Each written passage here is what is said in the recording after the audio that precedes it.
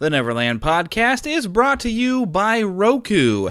You can find information about this wonderful streaming device and any other sponsors I have on my website, neverlandpodcast.com, looking on the left side of the screen.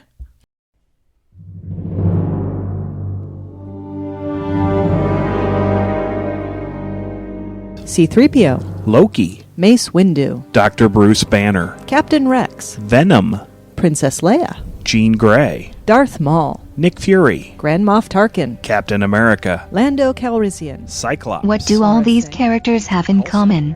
Well, two of them were played by Samuel L. Jackson. A couple of them were played by Hammer Films veterans Peter Cushing and Christopher Lee. Come on, guys, you know this.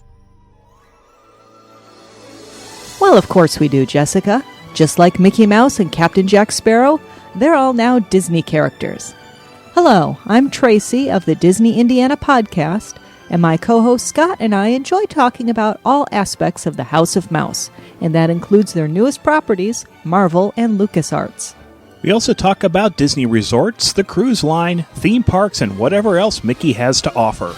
Which includes movies, Imagineering, video games, and collectibles. You'll never know what we'll decide to talk about.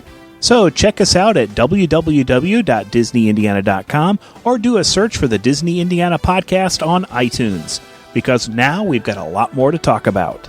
And don't forget about those other quote-unquote Disney characters like, well, Sully, Fozzie Bear, Buzz Lightyear, Link Hogthrob, Doug, Janice, Merida, Pepe, Bruce, Ralph the dog, Wally, Dr. The Disney Bunsen Indiana Honeydew. podcast. Even after 5 years, we're still miles away from the nearest Main Street, USA. We're not listed on the map, but you can join us at www.disneyindiana.com. Use that leveling thing here, whatever it was called. I've downloaded it yesterday while you were telling me about it, so... Yep. So I do have that, so even if you're a little funky, I guess apparently I can fix that now. Very nice. Just let me know when you're back on mic and I'll... You can fix my funkiness. Well, somebody has to, I guess, sometimes. There you go. The Neverland Podcast, episode 23. Up to Neverland! Take a start to the right and straight on until morning. Neverland.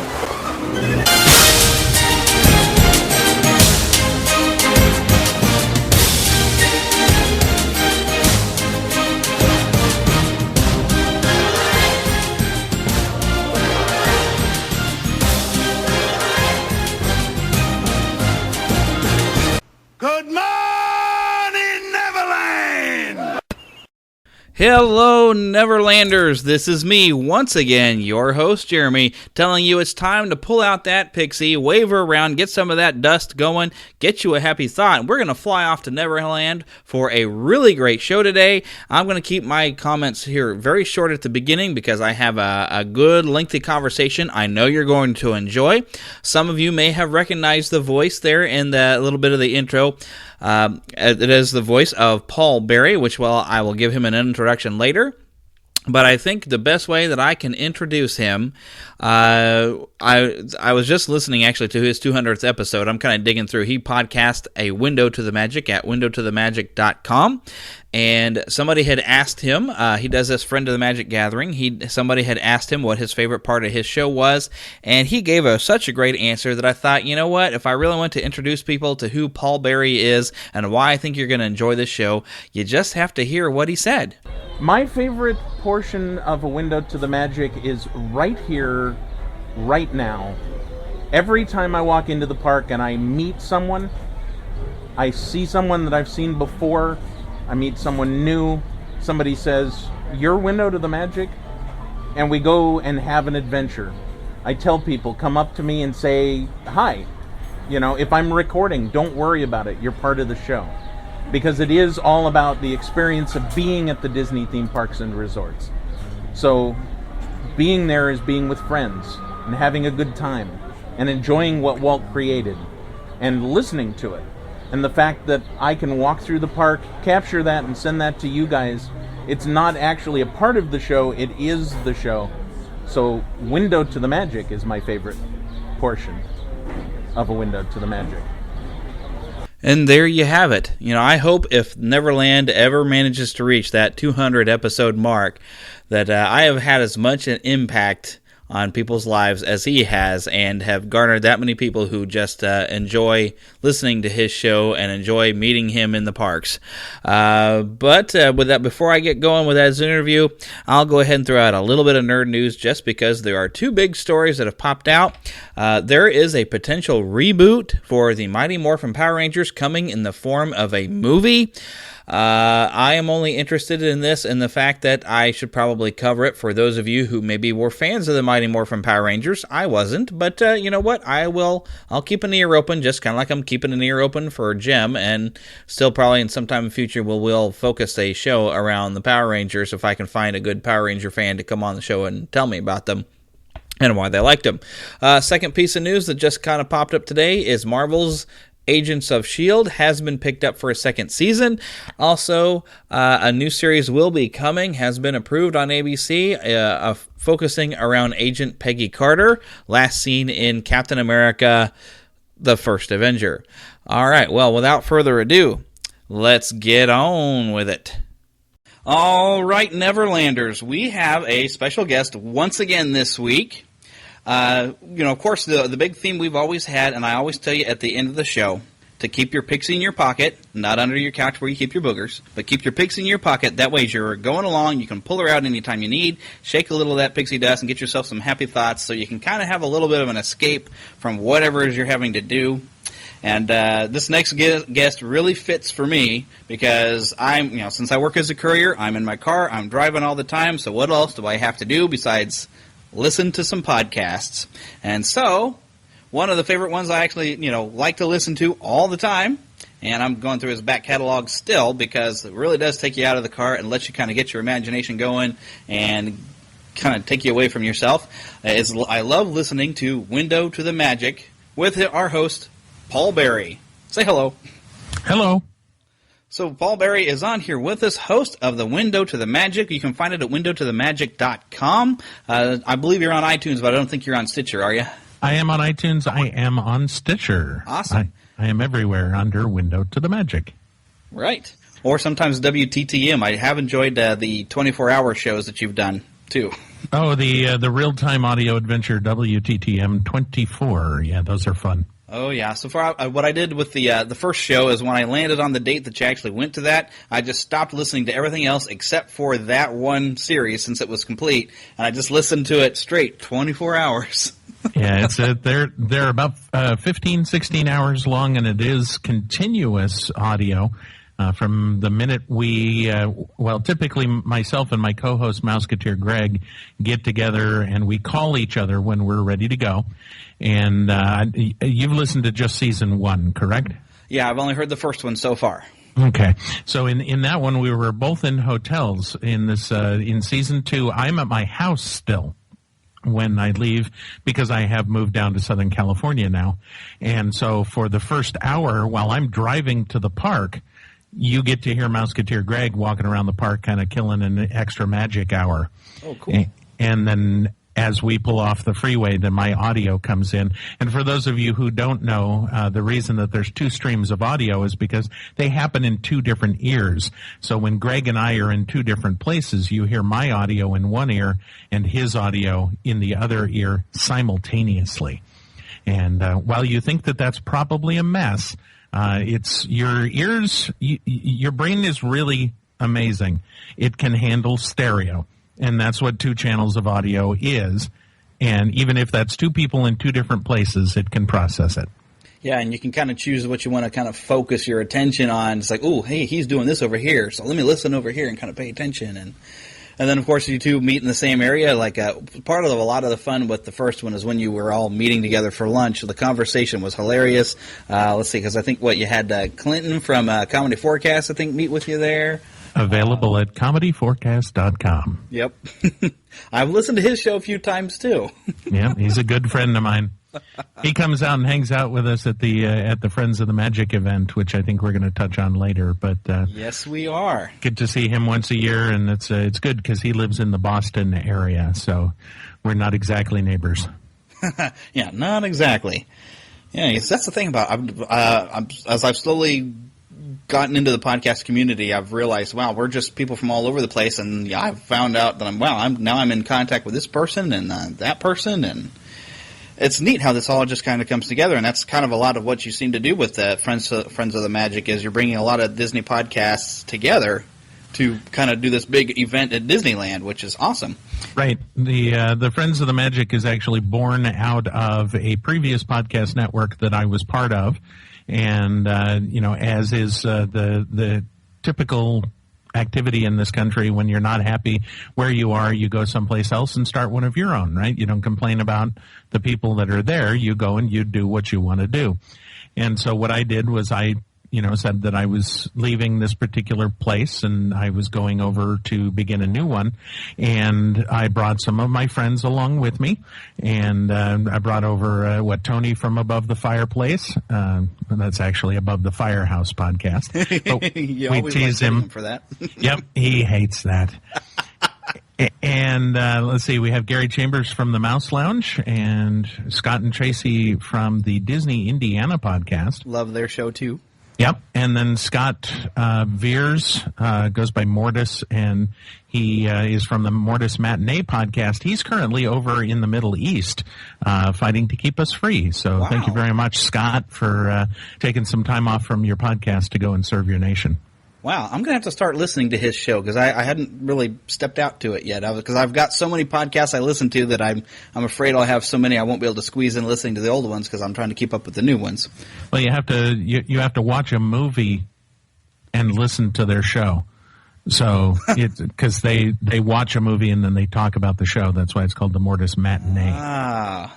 And so they'll watch Pete's Dragon, and then they'll sit down, and it's his entire family. So all his girls and his wife and he sit down and talk about the movie from each of their unique perspectives. Huh.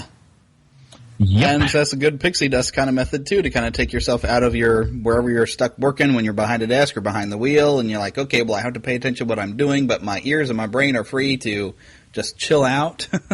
Well, that's like Ricky Briganti from Inside the Magic. At one point, he was listening to, I think it was Clinton and Patrick and I walking through Animal Kingdom, and Ricky was driving north on the I-4 in Florida, and he was headed to work at the time.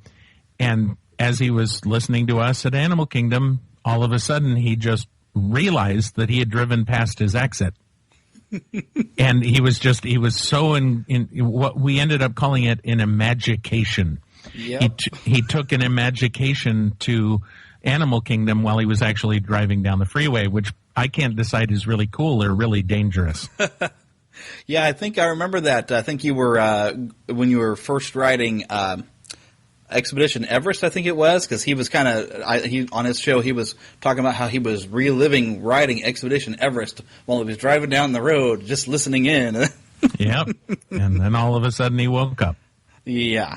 So far, I haven't had that problem happen to me because I am on the road listening to all these shows. But I think the nice thing when I'm listening to your show, I have never been to Disneyland, so I don't have anything to compare it to. I just enjoy the sounds and the background music. And when you get close to the carousel over there that plays the Disney music through old-style carousel instruments, I just love listening to it. And even a recent show you did, you were by... some sort of an animation type of thing that somebody had requested. You just sit out there and record the loop, and it went through all these different songs. And I was just loving it the whole time. And actually, it was what inspired the show that I recorded with Tim Levine, which by the time everyone hears this will have been a couple of weeks ago. I was thinking, wow, this music really kind of takes you places when you listen to it.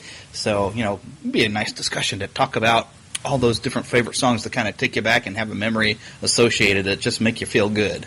Yep. That show was for my good friend Josh Twelves, who just turned 38, and he said, as a birthday present to me, would you go to California Adventure and record the animation building animation loop? And so I stood in there and watched that beautiful room for a little over a half an hour until the stuff looped, and it came out to be a pretty good show. Yeah, it was. It was wonderful. I loved it. Well, good. I have Oh, no, yeah, simpatico, I guess, with your friend there. We like the same thing. Just love just sitting and listening to the music. I was going to say, you're both 38? Not quite. I'm about to turn 37, so I'm a little bit behind. Oh, I see. Okay. I know the voice is like I'm still 12 years old, I'm sure, but... That's right. Are your parents okay with this conversation? Well, I don't know if they know I'm having it, so shh. So, yeah, and my wife knows I'm doing it at least, so she's actually in the other room watching Frozen for I don't know how many times now. Let it go. Exactly. Actually, she was just building a snowman about 5 minutes ago, and I had to tell her, turn it down. I'm expecting a call in here, would you? Make it stop. Okay, so while we're talking about the subject of Window to the Magic and how it is a great escape, really, especially when you're on the road like I am, and I'm sure nobody in California is rude ever on the road or road rages or anything like that, but I have to deal with a lot of crazy drivers, and I try not to be one of them type of people who wants to yell at everybody and call everybody an idiot or anything on the road. So having something pleasant in the car to listen to is definitely a good thing.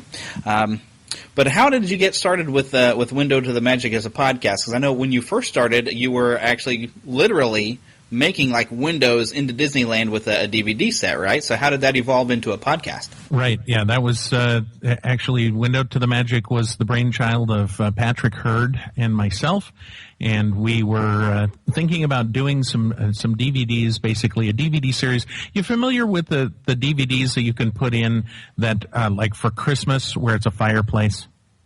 Yeah, and you can even get that on your PlayStation 3. Right. Okay. Or like a fish bowl. Or things like that.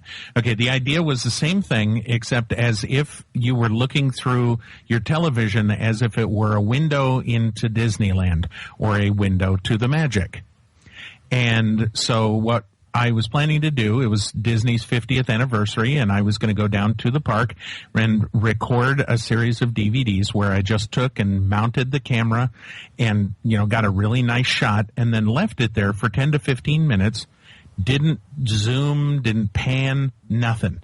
And that way you could just let it run in the background and it would have surround sound, which is where Surround Yourself with the Magic came from.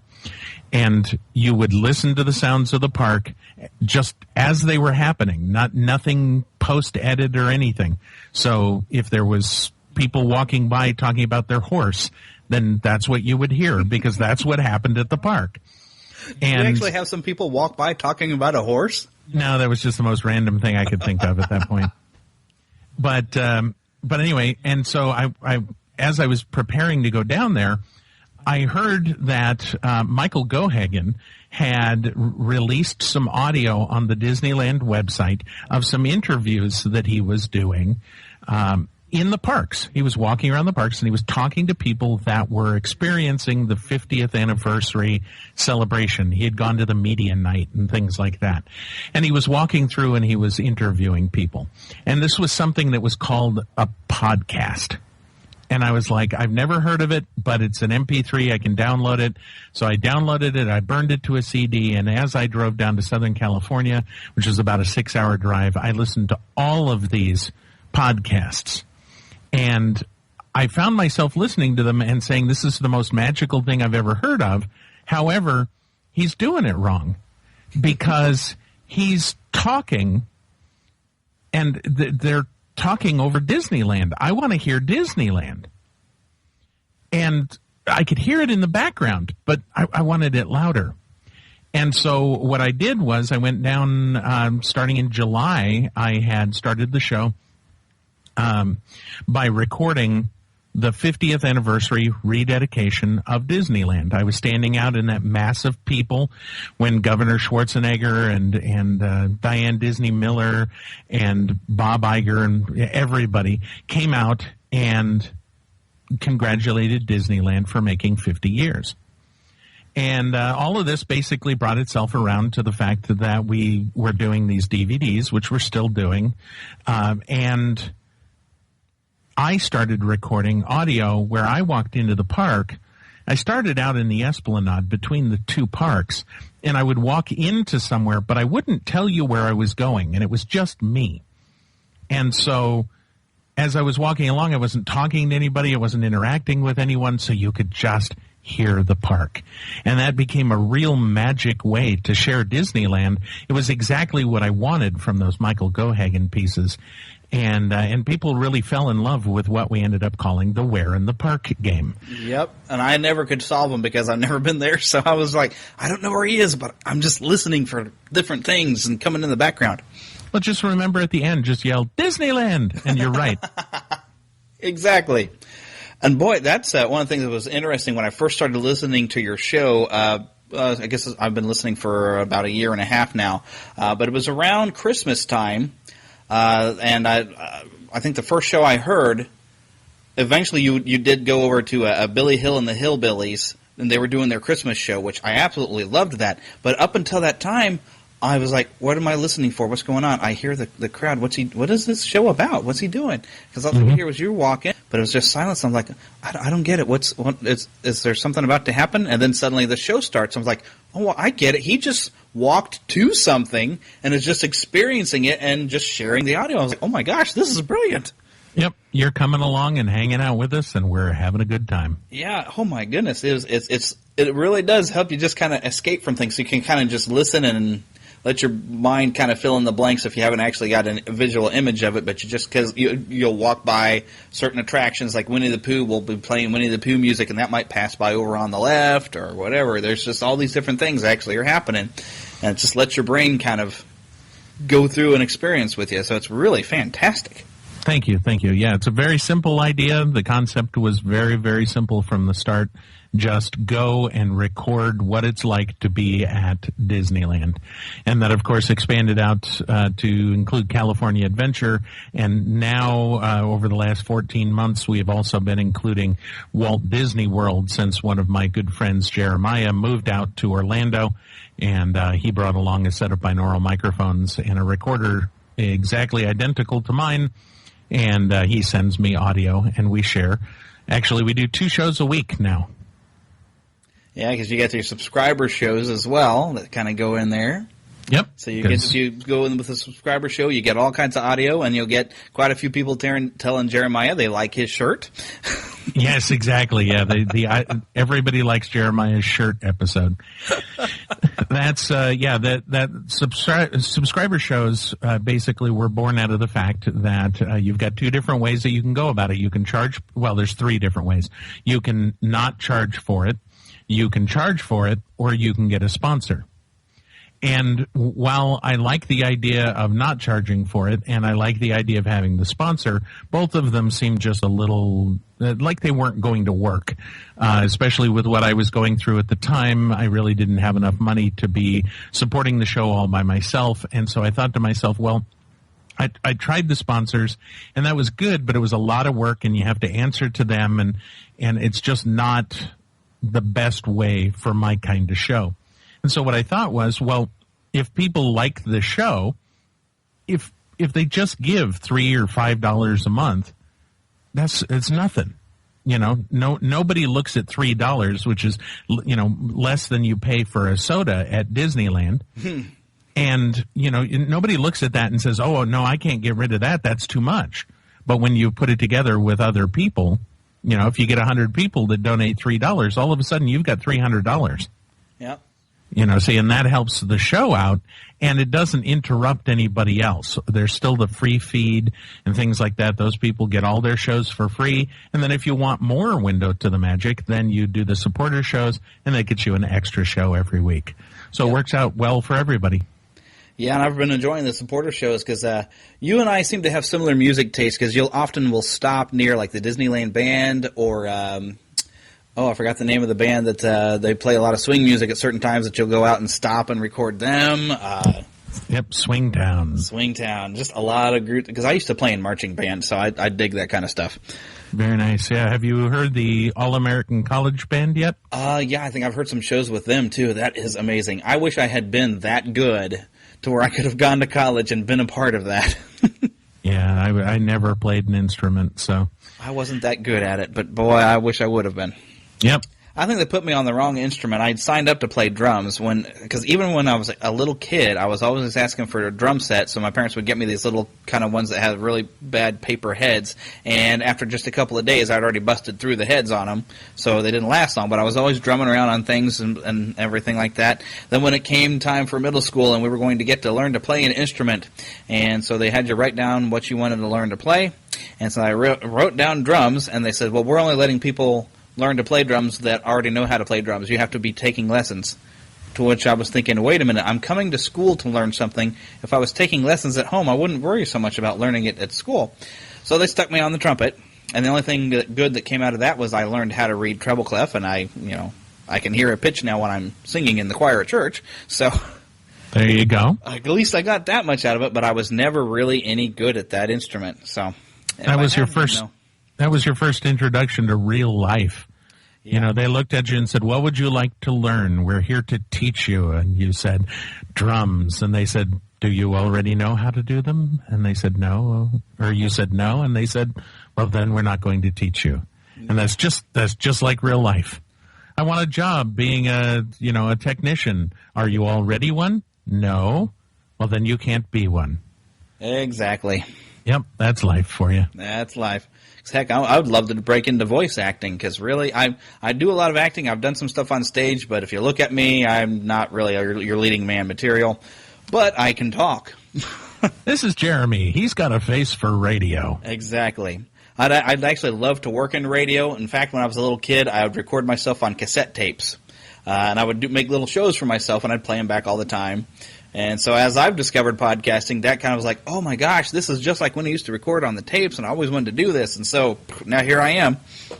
There you go. You're listening to the Top 10 Hits, brought to you by Iron Brew Diet Soda. Something to that degree. Yeah, see, there you go. And I usually do a song of the week and everything, which, hey, if you go to neverlandpodcast.com, look at my song of the week, whatever, from on iTunes, because by purchasing this song through iTunes, you're actually helping my show out. I'm still trying to rely on sponsors, but since I have a different format show and I'm actually talking for at least half of it, I can actually go and throw out the advertisements that they asked me to. So, the song of the week this week is Biggest and the Best by Clawfinger. Okay. No? I wonder who that would be. No, well, if you look it up, you'll know that it doesn't fit in your show at all. Probably not. Not with something called Clawfinger. Yeah. I think it's called The Biggest and the Best, or Bigger and the Best, something like that. It'll be obvious. Look up Clawfinger. Sounds like something Jerry Vane had listened to. Absolutely. Not safe for work, kids. Speaking of Jerry Vane, I just had a Monte Cristo with him the other day.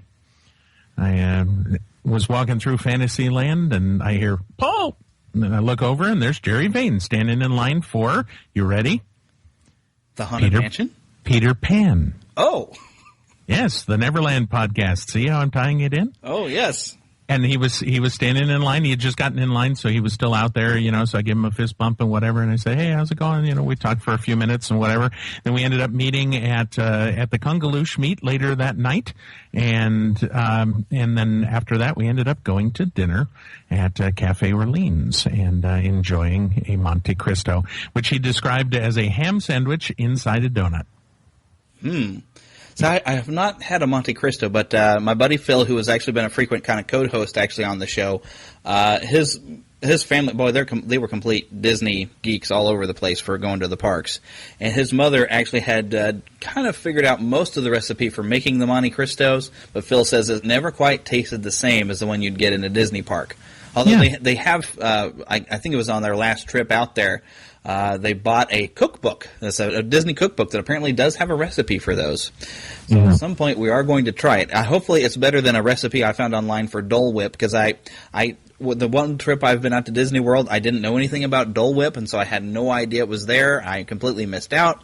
But then I hear so much about it that I'm like, oh, I really got to try these. So I found a recipe online that I think I got some ground up pineapple, put that into my, I have one of those Ninja blenders, mix that with a little bit of half and half kind of dairy creamer, and some, Splenda, because I can't have sugar, I'm diabetic. So I mixed that all up and freeze it for a little while, and it really just tasted like it was sinewy, kind of frozen cold pineapple. So I don't think it quite lived up to what it's supposed to be. No, not at all. Do you have Menchie's frozen yogurt in your area? No, I've never seen one. I know we're having like a resurgence of frozen yogurt around here, but so far the only one we went to was one that had these really kind of far out new age fruit kind of flavors that we really didn't care for. Okay, yeah. Menchie's has official Dole pineapple Dole Whip available. Well, I'll have to look them up online, see if they're going to maybe move into my area, or maybe they already have, and I just don't know. That's right. You never know. You never know. Never know. I don't know when my next trip is going to be out to the parks. Right now we're digging our way out of debt, and after that I can start saving for a park trip, and my wife has never been to one. The only time I went was actually on somebody else's dime. So wow. I had a friend of mine call me up, says, well, you've never been to Disney World. Well, I'm taking you then. And I was like, okay.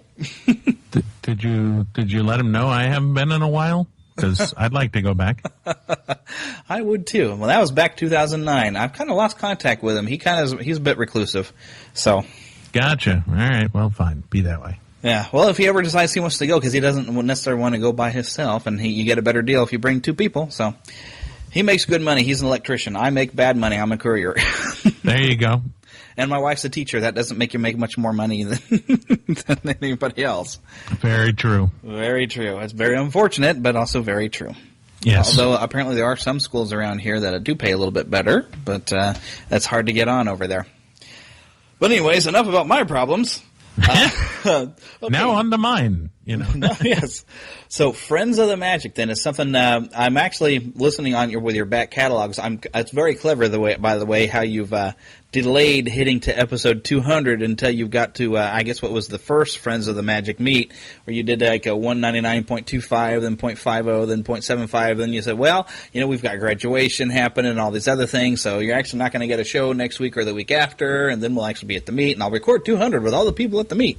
So right. Yeah, it was 199.25 to 0.50, 0.75, 0.87 or 0.825, something like that. Yeah, I was like dying with the numbers. I'm like, oh, please, come on. So, but yeah, it was to delay and to have the conversation that we recorded at the Friends of the Magic Gathering to be show 200, and that was fun. There's a lot of friends around me at Rancho del Zocalo and Patrick there, and we sat down and recorded a show live. And so the basis of that was you kind of branching it on your own from like the network you had been a part of and taking some friends with you and just starting this big event just to kind of get all these new friends together and be able to meet a lot of people who listen to all the different shows and do a bunch of different events. Was that pretty much how it got started? Yeah, it's there's a couple of events that have taken place over the years. There's an event called Westfest that happens out here in California. There was one called Mousefest that happened at Walt Disney World and things like that. Yeah, it used to happen around Christmas time, and apparently that just went by the wayside, though. Right, got too big. I used to hold an event up in Northern California called Schmoozefest, which, I just was looking for a word to put at the beginning of fest. And so once we moved down here, I thought to myself, it'd probably be a good idea to get all of the Friends of the Magic family of podcasts together once a year, or as many of them as we can, and have all of them invite all of their listeners to Disneyland and say, come on down, hang out with us. We'll be there Friday, Saturday, and Sunday. We're going to schedule specific places we're going to be. When you go out there, you'll get to meet the podcasters. You'll get to meet the other listeners. You'll get to get some swag. You can win prizes. And once we're done talking and whatever, then we're going to go and have an experience. Or we're going to go have an experience, and then afterwards we'll quiz you about it. And if you get the quiz answers correctly, then you'll win a prize, that kind of thing. And so it's provided by Patrick. That's right. Yes. Yes. And prizes provided by Comedy Forecast, available at comedyforecast.com. that type of format basically allows people to come in, and they can come in anytime during the weekend. You don't have to follow us around the whole time. So if you're looking to go and, just meet up with us, you can meet up with us at the meet and greet on Saturday morning. If you don't get there until Saturday evening, you just look at the schedule. You see where we're going to be. You meet up with us, you say hi, you go on an adventure, and then you say, okay, well, I'm out of here, and then you take off. It's just a way, we call it food, friends, and fun at the Disneyland Resort. And sometimes we have big dinners where we'll reserve part of a restaurant, and we'll have, like this year, I'm actually doing an event early at the way beginning of Friends of the Magic this year, which is for my birthday. And so on August 7th, we're going to rent out the Wishing Well room at the Carthay Circle restaurant. And the Wishing Well room has a table that seats 12 people. And what we're going to do is we're going to get together a fixed price menu. We're going to sell tickets, basically, because we want to make sure that everybody that wants to go can, but that everybody that says they're going to go does. And then we're going to get together and hang out, and we're going to do lunch and dinner on that day, and that'll be like the big old kickoff for the Friends of the Magic weekend, and you'll get to celebrate my birthday with me. So, and you don't have to admit your age. That's true. Which mine is different than Josh 12's, just by a decade or so. Yeah, we're not saying which direction the decade goes, because, Josh right. would be upset if he knew you were still only in your 20s. That's right. Yes, he would. So, people kind of get offended like that when you feel like you're getting older. Oh, those young pups in their 20s. That's me. Yeah, I find myself doing that more and more. When someone says, "Oh yeah, I'm only about 21." I'm like, "Really? You're just still a kid." I remember when I was 21 and somebody would say that to me, I'd get so far. It's like, I'm all grown now. But yeah, when you get to be the age now, when you get in those mid to late 30s, you start feeling it. I remember when I was your age, we had to podcast uphill both ways. Yes, and we were using it over dial-up. That's right, yeah. That's right. Hello, and welcome to the Window to the Magic. What? Oh, hold on one moment, please. Okay, now we're going to go into the park, and yeah, absolutely. Yeah, so I'd say probably back in the dial-up days, podcast probably wouldn't even be possible. They started 2004, 2005. It used to take, probably 10, 15 minutes to download a show. Wow. Somewhere in that area. Now I can get one in just a matter of seconds. I remember when I first started, because I've been a member of the Disney audio community doing Disney audio collecting since 1995, 1996. And at that point, we were literally on dial-up modems, AOL, that was how we communicated. And back at that point, it took, 5 minutes per meg. Whew. So if you wanted to download a song, it took a half hour. Yeah, I wasn't even at that time considering downloading anything. We barely knew what the internet was for. It was just this new thing, and like, oh, look, you can talk to other people around the world. Hey, so we would go on to chat rooms, and that's about all we really knew to do with it. Yep, and I do have some of the armed forces over in the Middle East, other than Scott, who have sent me emails and said that they do listen to the show, and their connections there are so slow that they actually have to log on, start the show downloading, and then they go to bed. Wow. And they come back the next day, usually at the end of their shift for the day, and the show has finished downloading. Does that boggle your mind, though, that you start realizing you have such a widespread audience out there, and or who knows, foreign countries, all these different people who have access to your show? Does that ever just boggle you to think how many people might actually be listening at any given time?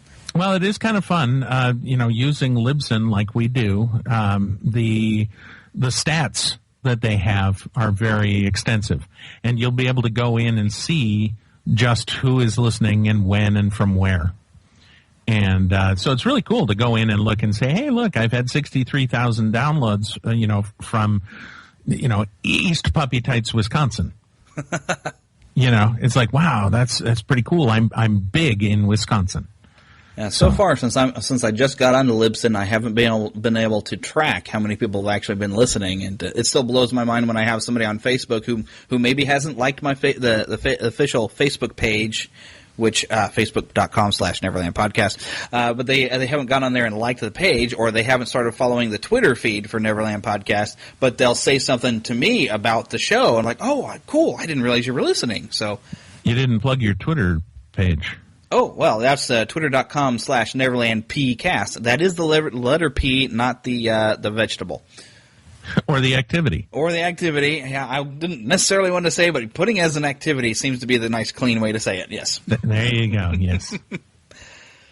We have to try to keep it as G as we possibly can, which is usually simple.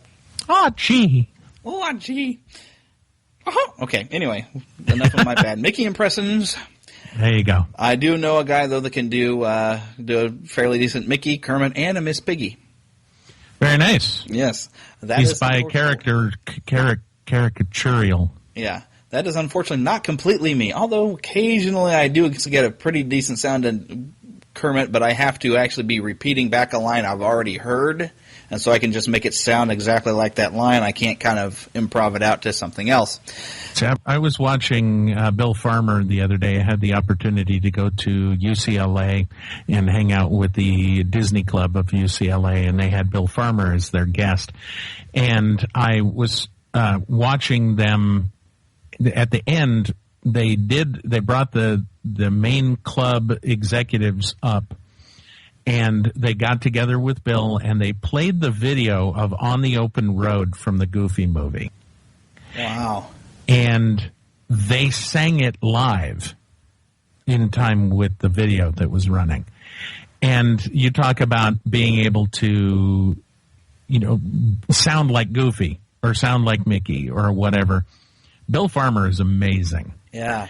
Not only does he know how to sound like Goofy, but he's got the timing down, and he can replicate it. I mean, he was dead on to the movie the whole time he was singing. Wow. Yeah, it was great. Oh, and you recorded that audio, didn't you? I did. Is that going to be shared on a future episode? I'm still waiting.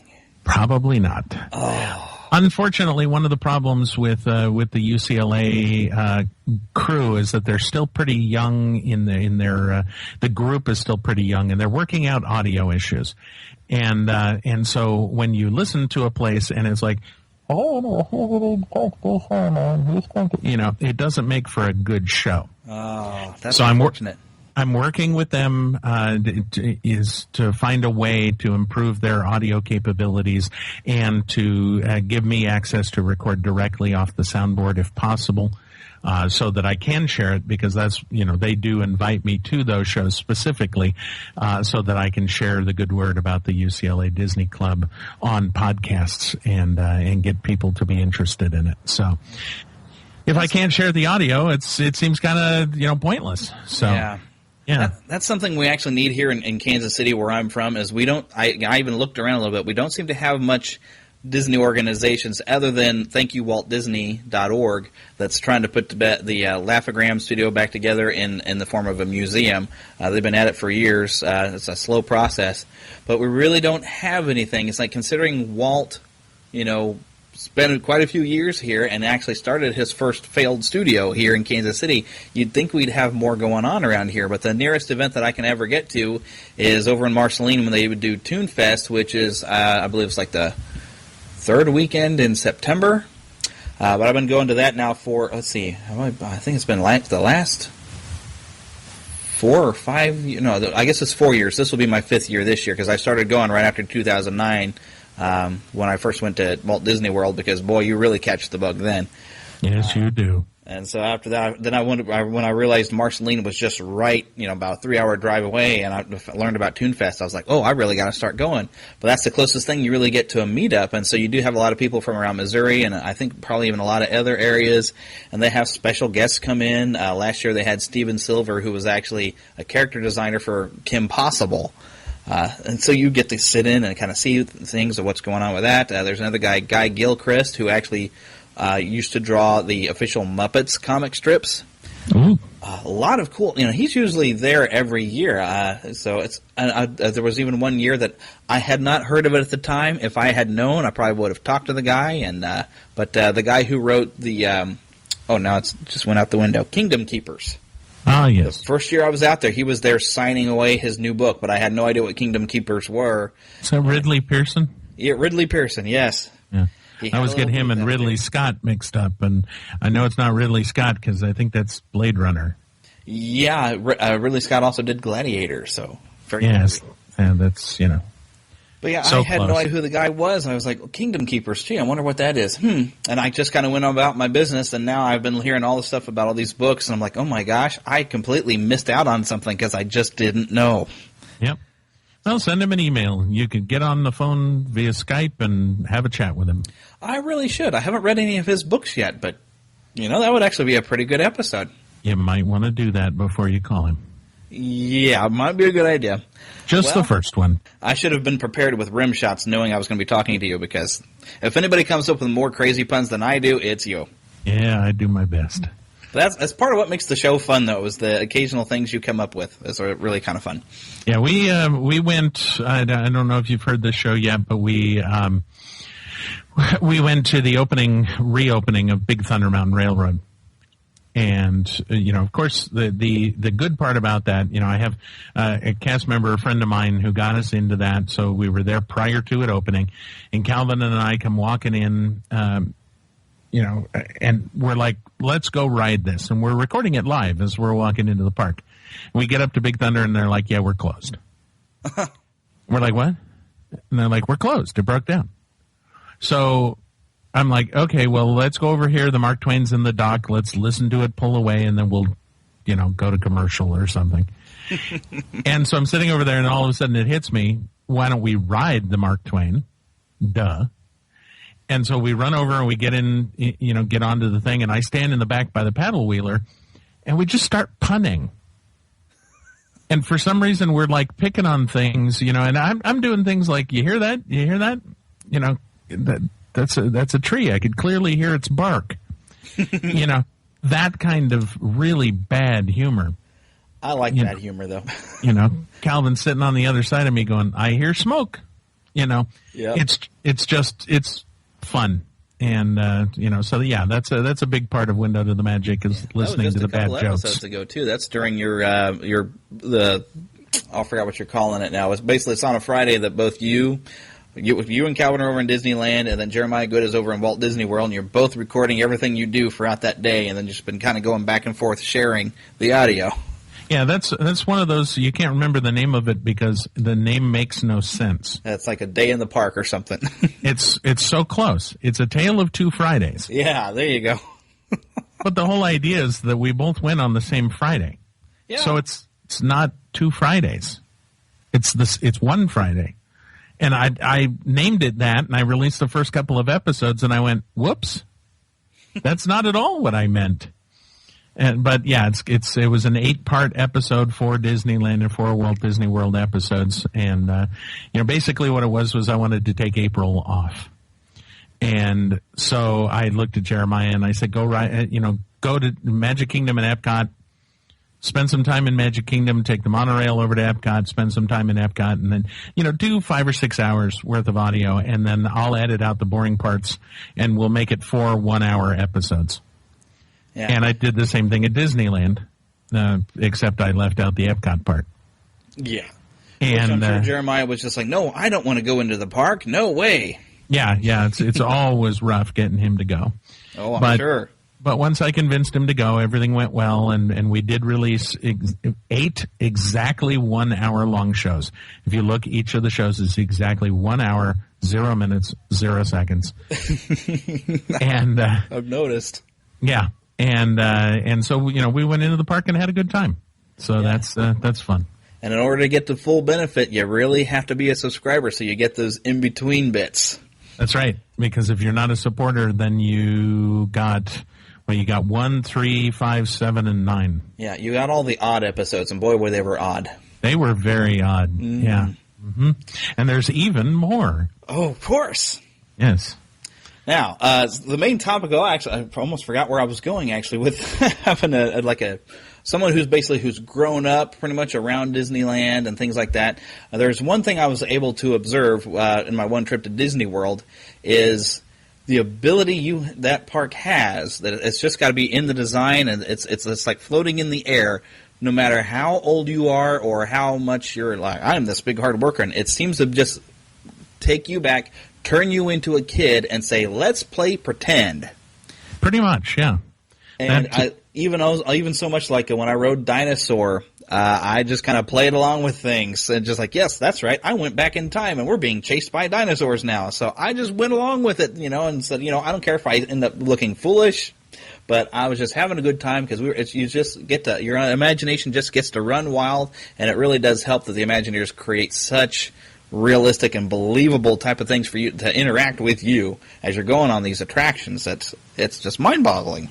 It is. I have been going since 1973 to Disneyland, and for me, it was a great escape. It was the ability to go and see all these magical things, and to have all these wonderful adventures. I mean, back when I first started going, I could shrink down to the size of an atom. I could go under the sea in a submarine.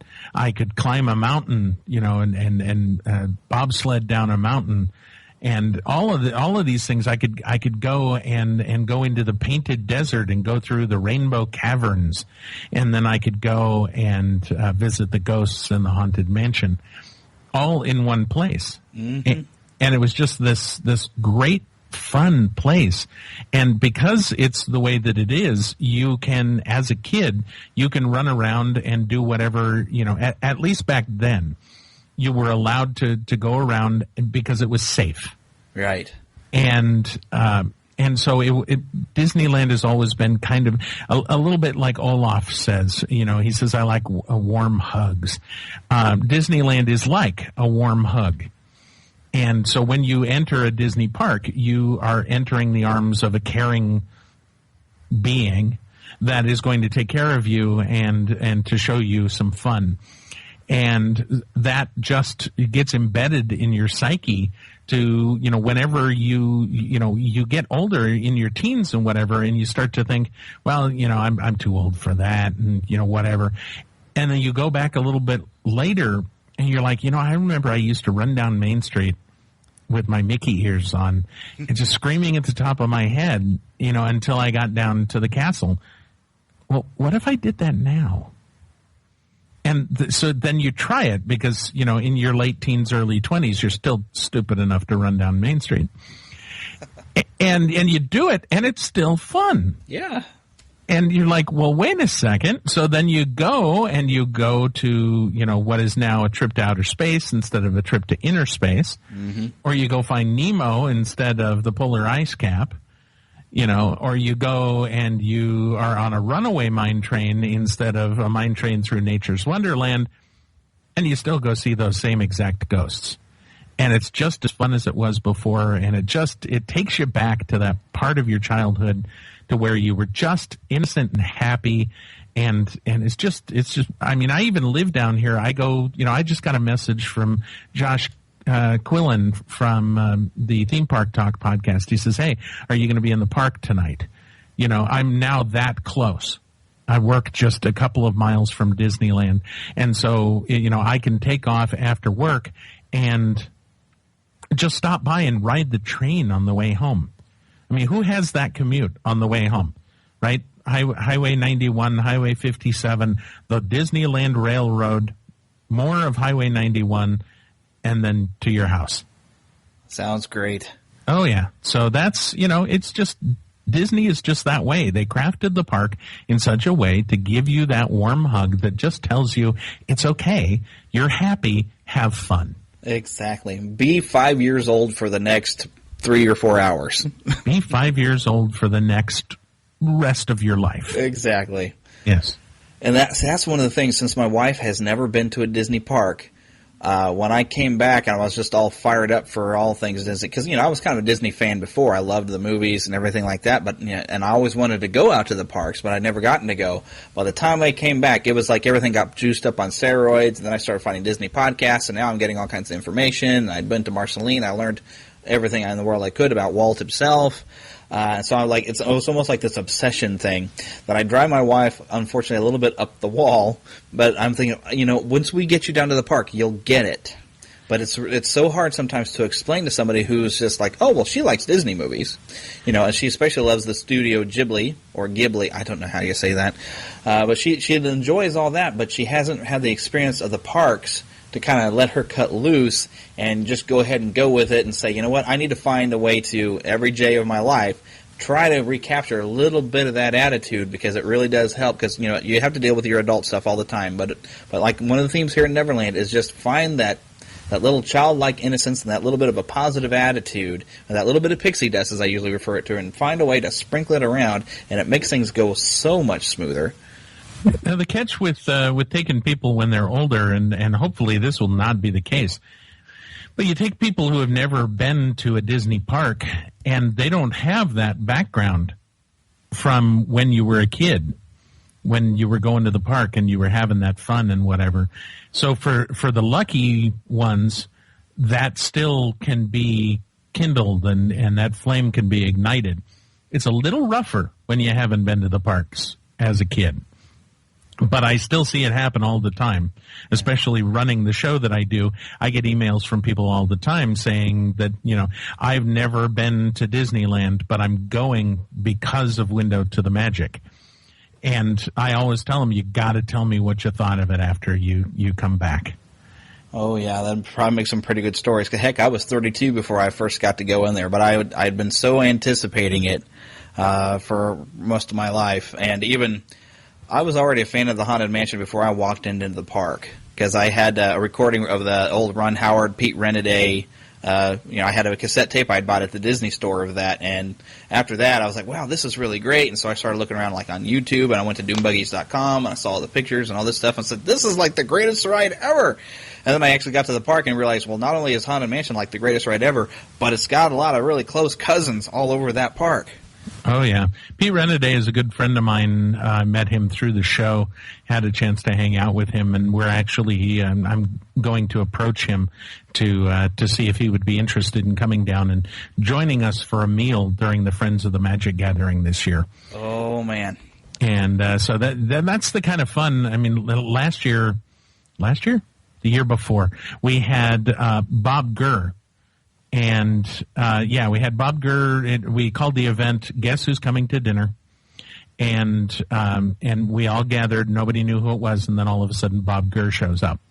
You might need to explain Bob Gurr to Neverland listeners that don't usually listen to Disney podcasts. Well, basically, Bob Gurr is the Imagineer who created anything that moves at Disneyland. And yeah. By anything that moves, I mean anything that moves.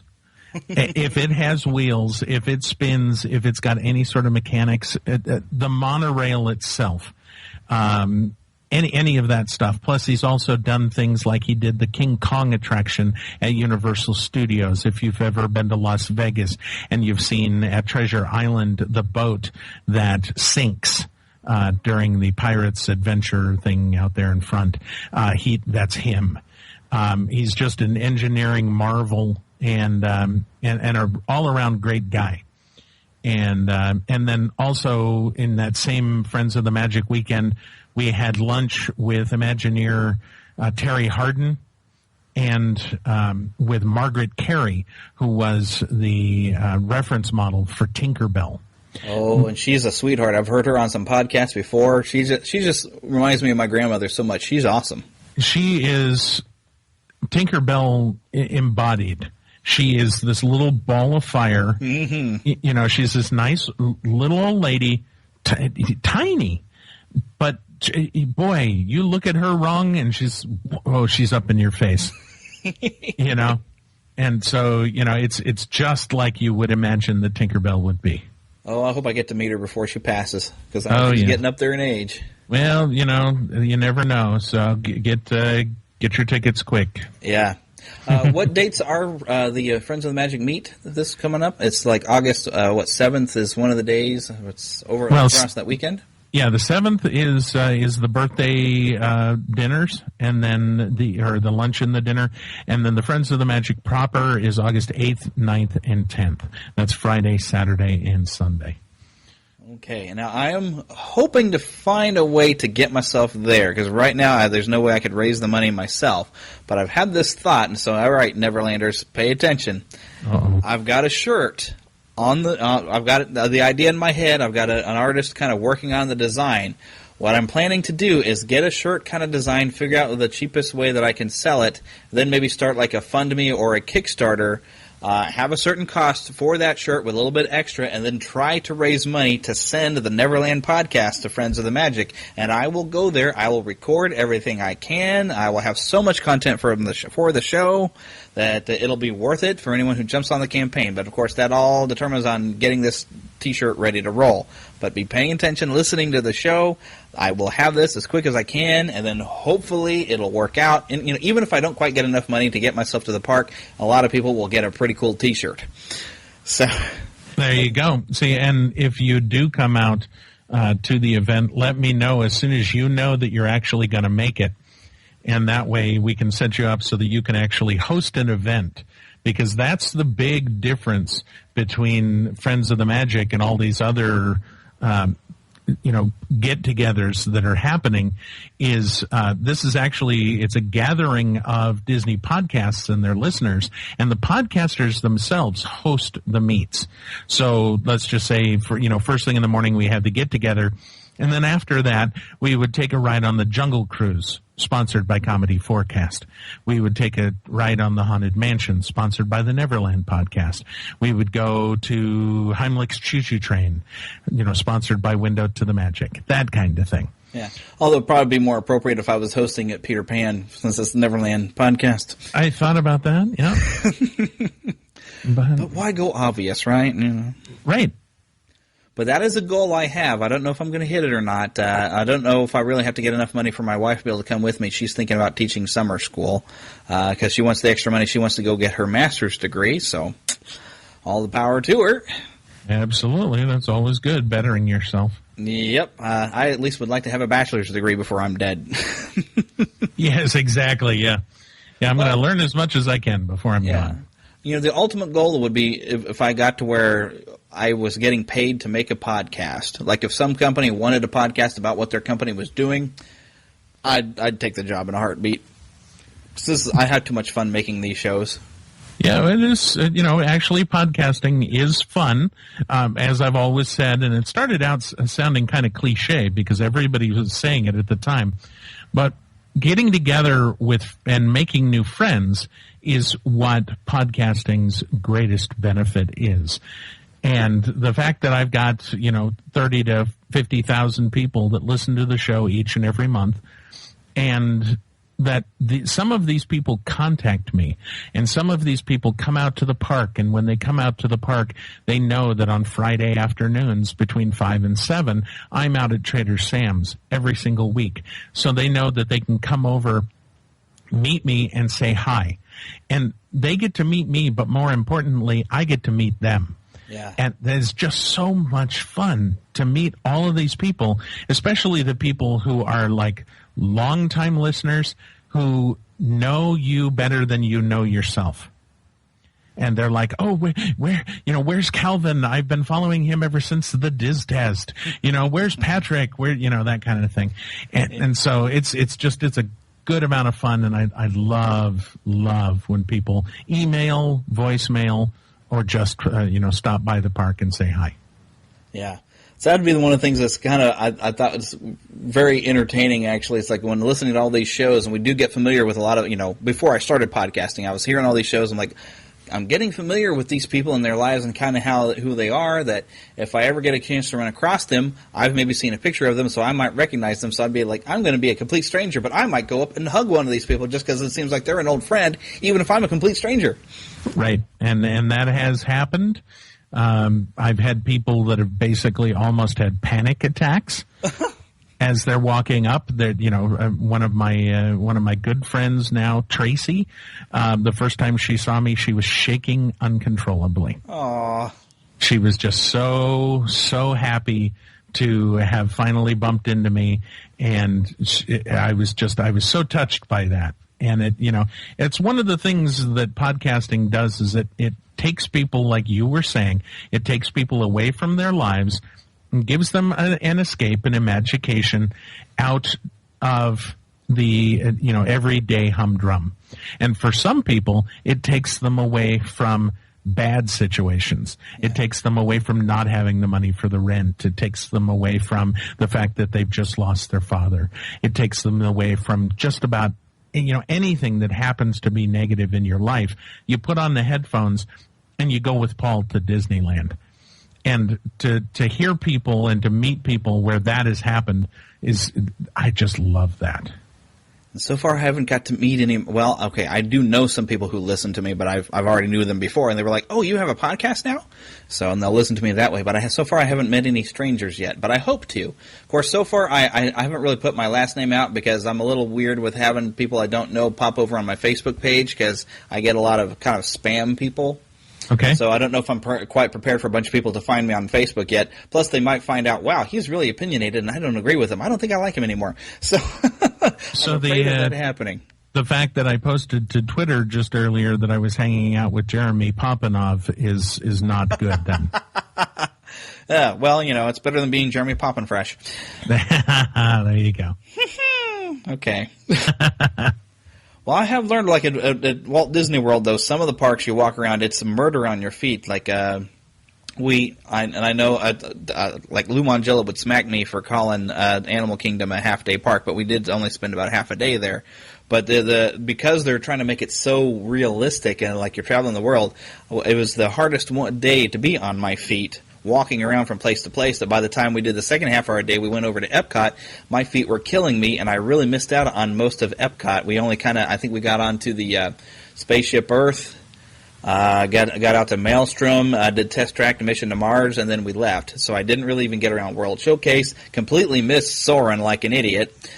So I really need to go back so I can go to Epcot. But yeah, my feet were just killing me. We couldn't hardly stand to walk around. Wow. For being in Animal Kingdom all day. So I can understand the pressure you can put on your body by doing a lot of walking. Yeah, when Calvin turned 21, we did the Drink Around the World thing, and I thought to myself, I'm not doing well with my back and such, and I'm going to go out to Walt Disney World, and everything is so far apart at Walt Disney World. I thought, this is going to suck. And I got out there, and it was just fine. Yeah. And that was good. I was really happy with that because we made it all the way around. We, had some good drinks and celebrated his 21st, both at Epcot and with Yeehaw Bob.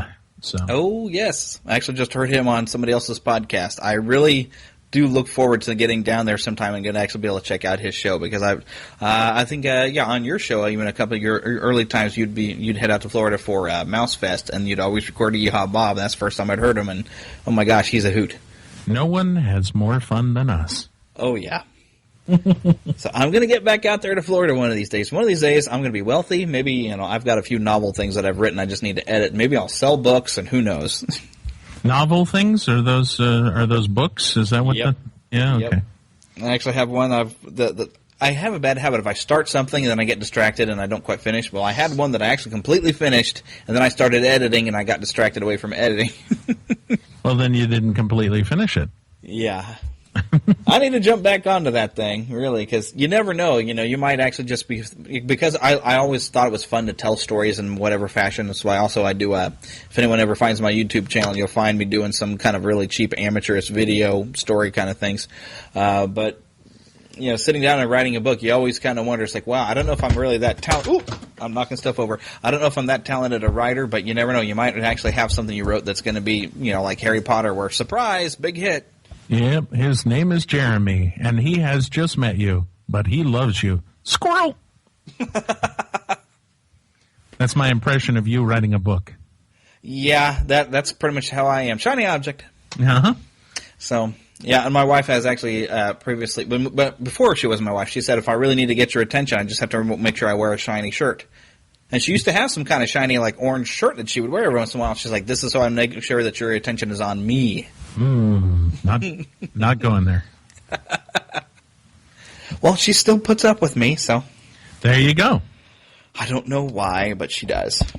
There's something to be said for a wife that will stick around and put up with you through no matter what you throw at her. Mm-hmm. Mm-hmm. Yeah, because let's face it, the room I'm in, I'm a big kid, and I'm covered with Teenage Mutant Ninja Turtles, Avengers, Monsters University, Star Wars, and Lord of the Rings all over the place. And I even have a Spider-Man hanging, like he's web-swinging between the corners of a wall.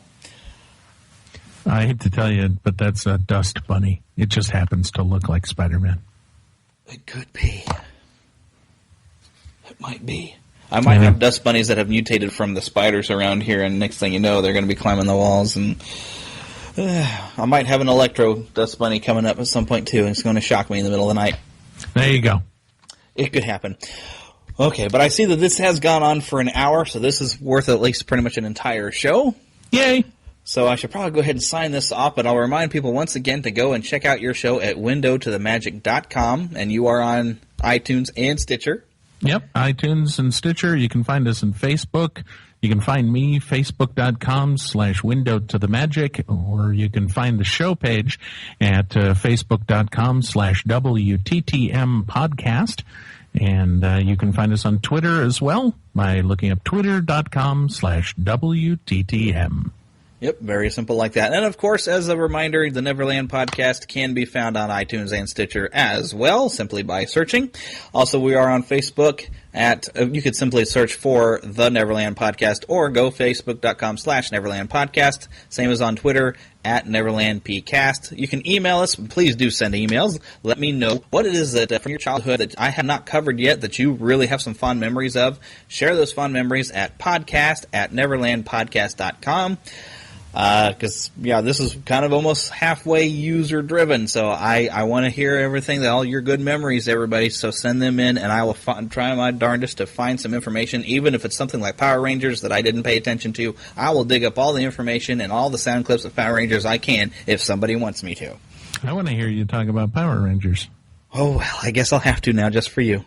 But I don't want you to look at American Power Rangers. I want you to look back at the Super Sentai from Japan. That could be a challenge. Yet really fun. Trust me. It might just be. There you go. Sort of like whenever, at some point I'm going to have to cover Voltron, but it'd be fun to actually track down the original series that Voltron was actually pulled from, like, I think 2 different cartoon series in Japan, and combined them together to make Voltron. So, yeah, that's going to require research.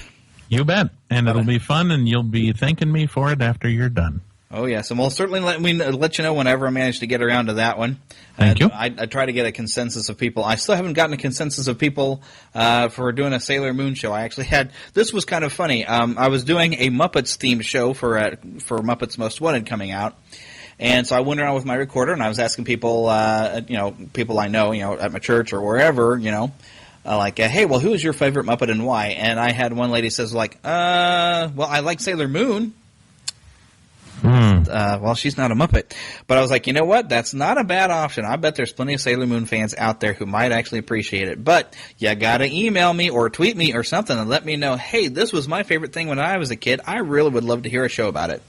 What would be interesting and completely blow away your G rating would be if you actually researched Sailor Moon. Maybe I should do it then. That's all I'll say. But thank you for having me on the show. I appreciate it. I always love coming on to other people's shows and talking about myself. It's one of my favorite hobbies. Yeah. Well, it's kind of funny, actually, how this got around, too, because on Facebook you had posted up, you'd shared one of Tim Devine's. Oh, by the way, Tim Devine says hi, by the way. Hi, Tim. Yeah, but he had shared something out of Proverbs, and so you'd shared that he had shared that. It's like, oh, look, some wisdom from Tim Devine. And then I was like, well, hey, I'm starting to like Tim Devine, too. And so he friended me, and so I started talking to him, and I was like, wait a minute, I know your name. You're the guy that has that Magic and Pixels website. So we started talking about that, and so it's all come back full circle. Now I'm back. I've had Tim on the show, and now I've had you on the show. And I really thank you for coming on the show, because you're kind of one of those big powerhouse podcasts, and I am now, by the time this one airs, I will be, this is going to be probably show 23? Something like that. I'm still a rookie at this, and I'm still slowly building that following, but I figure, if I have really fun guests or really good, fun subject matter, the more people might be searching for it and say, hey, I really like this show. Absolutely. You do what you love, and people will find you. Yep, I'm calling all nerds and geeks out there because that's pretty much what when I started doing this show, and some friends of mine that were listening, is like, this is like the perfect nerdy geek show. And I said, well, it's supposed to be kind of nostalgic. I'm talking about stuff we used to like when we were kids. I'm like, yeah, but that's what all us nerdy geeky people are. We still love the stuff we love as a kid, as a grown up, we still love it, and so we'll still go and dress up as Barney Rubble going to the Flintstones movie. Yes, absolutely. And it just so happens that one of the things I do really love is Disney, and I've probably covered more Disney topics in my show than I meant to, and because I'm trying not to be a Disney podcast, but it just keeps going that way. I can't imagine with a name like the Neverland podcast why you might tend to go towards Disney. Well, I was actually thinking more towards like the actual book Peter Pan's, because it's a great book, by the way. I was thinking that direction. It just happens to have a Disney connection, and so I just kind of fall into it. Books. That's what we had before the internet, right? Yeah, there were these things you'd get paper cuts on and everything, and then... analog Kindles. That's right. Yeah, analog Kindle. That. Okay, good. All right, I remember. Yep. Yeah, and as Egon said, print is dead. And now, unfortunately, so is Egon. Rest in peace, Harold Ramis. There you go.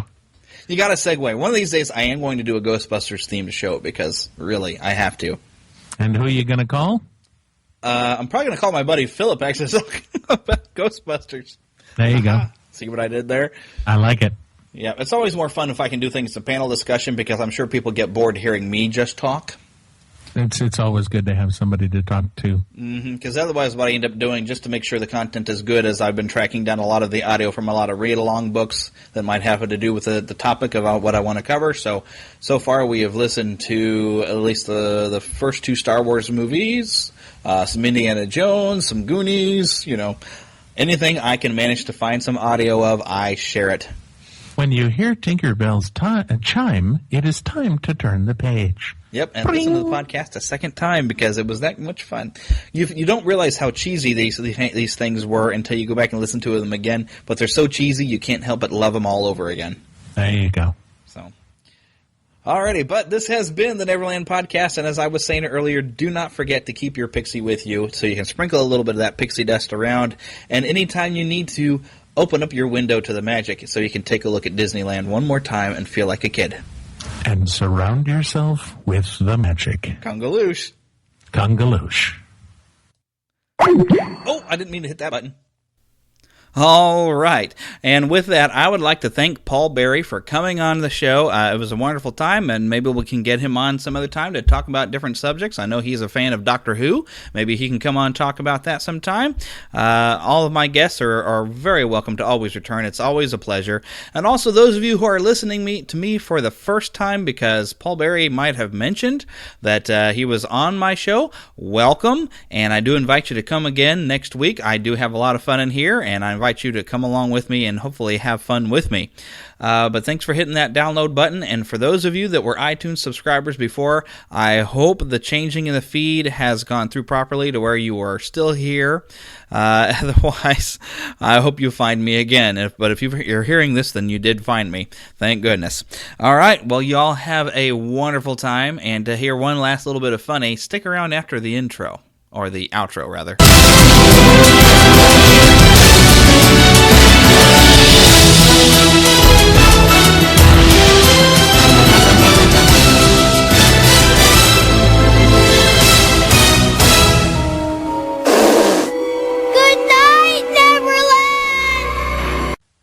I take it you hang up to get your recorder to stop? I clicked the wrong thing, but it did stop the recorder. But I was like, oh, that seems so rude to just cut off like that. I was like, bloop. Oh, well, I guess we're done. It's like, I didn't mean to do it that way. I meant to actually just open the recorder program and hit the off, which I better actually do because it's going to start a new one here.